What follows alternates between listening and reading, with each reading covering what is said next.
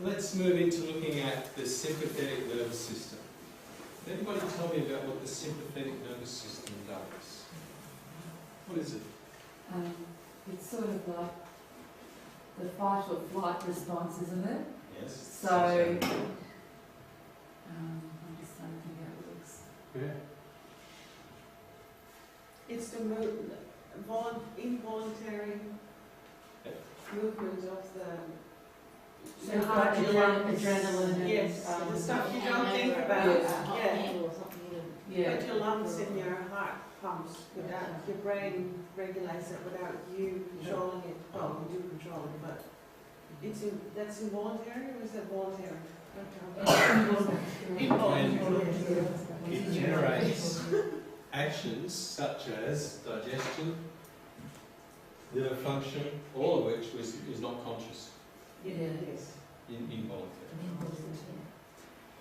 And our breathing, which we can make voluntary, we can make ourselves breathe faster or slower, we can control it down to a degree. But there comes a point at which we just have to breathe, even though we want to stop. Glands, blood vessels of the head, it stimulates all of these various activities. So it is generally activated. The sympathetic nervous system is the one that activates us, or helps us control these interior functions, organ function, the heart, and so on. So lots of nerves around there. All right, so far?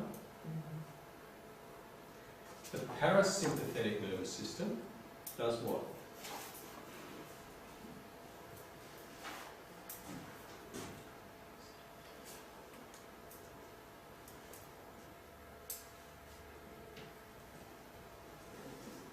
Where's all your A and P?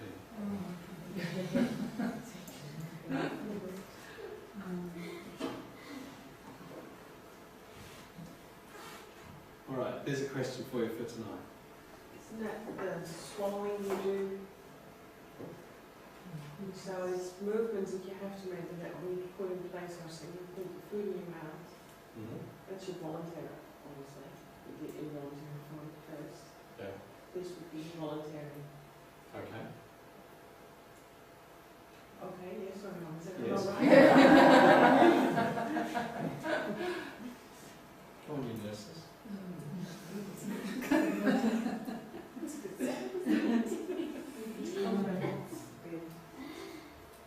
Is the involuntary, like when it becomes too much, maybe it deactivates it in a certain way. Thank you. Yeah. Parasympathetic nervous system often deactivate. Okay, so often in what we need is a combination of both. So even say in the reproductive system, in ejaculation or orgasm, there's an excitatory sympathetic nervous system activation, but there's also the parasympathetic nervous system comes into play as well. So we get a combination of both sympathetic and parasympathetic nervous system in anything, such as your digestion, your liver metabolism, your circulatory system, your heart, your lungs, and even the nerve systems around your face and the glands around here. Your thyroid gland, which sits just there. You want to feel the thyroid? It's right just there at the base. See where that bone is there, just right above it. Sits there like a little bow tie.